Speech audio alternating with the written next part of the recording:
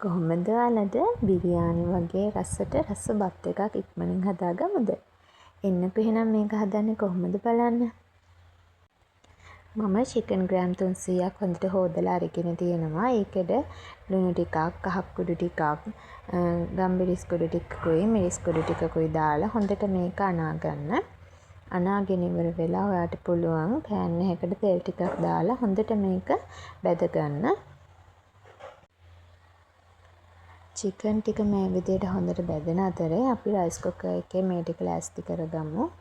මම මේ විදිහට එක්ස්ට්‍රා මේස හැන්දි දෙකක් වගේ දාගන්නවා. ඔයාලට බටර් හරි තෙල් හරි දාගන්න පුළුවන්. නැත්නම් එළඟි තෙල් තියෙනවා නම් එළඟි තෙල් උනත් දාගන්න පුළුවන්. ඊට පස්සේ තක්කාලි ගෙඩියක්, අමිරිස් කරල් දෙකක්, පොඩි ලුණු ගෙඩියක්, කරපිංචා රම්පේ, කරාබු නැටි, කරඳ මුංගු මේ සේරම දාලා හොඳට මේ ටික ටෙම්පරාදු කරගන්න.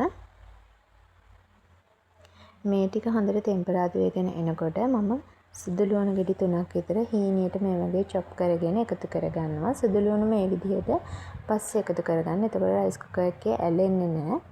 ඊට පස්සේ ඔයාලට පුළුවන් රසායන ලුණුයි, කහ කුඩු ටිකකුයි, මිරිස් කුඩු ටිකකුත් එකතු කරලා 3-5 තේ හැන්දකුත් එකතු කරලා ඒකටම සූදුරු වැට කීපයක් එකතු කරන්න. ඒ ටිකත් එකතු කරලා අපි මේ ටික හොඳට කලවම් කරගන්න ඕනේ.